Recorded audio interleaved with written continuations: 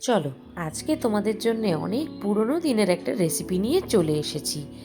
ওল চিংড়ি। হ্যাঁ, এই দেখো, এখানে আমি আজকে তোমাদের জন্য বানাবো ওল চিংড়ি। তো এখানে আমি ওলটা টুকরো করে নিয়েছি, এদিকে সব রেডি করে নিয়েছি।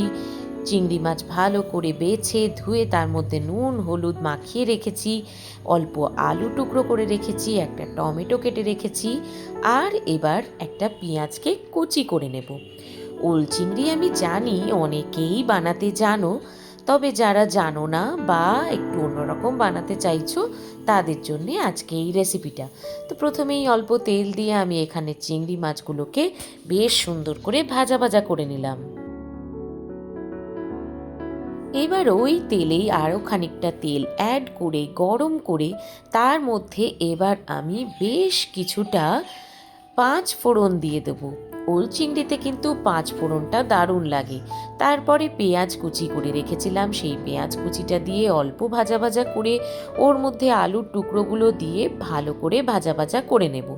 এবারে টুকরো করে রাখা ওলগুলো একসাথে মিশিয়ে এখানে আমি অল্প নুন দিয়ে দিলাম, দিয়ে অল্প ঢাকা দিয়ে দেব।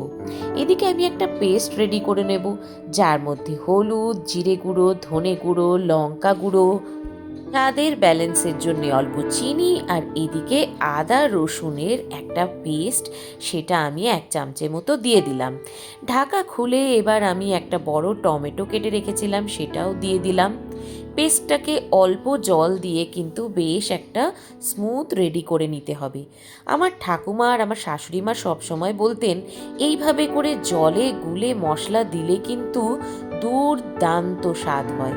তো এবার আমি এই রেডি করা মশলাটা দিয়ে দিলাম, দিয়ে ভালো করে কষিয়ে নেব ঢাকা দিয়ে দিয়ে খানিকক্ষণ।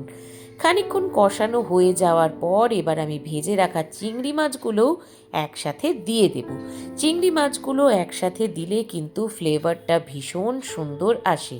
এবারে বেশ কিছুক্ষণ কিন্তু মশলাটা দিয়ে সমস্ত কিছুকে কষিয়ে নিতে হবে অল্প অল্প করে। তারপরে এবার আমি অল্প একটু জল দিয়ে দিচ্ছি। আমি কিন্তু এখানে নর্মাল ওয়াটার ইউজ করেছি, গরম জল দিইনি।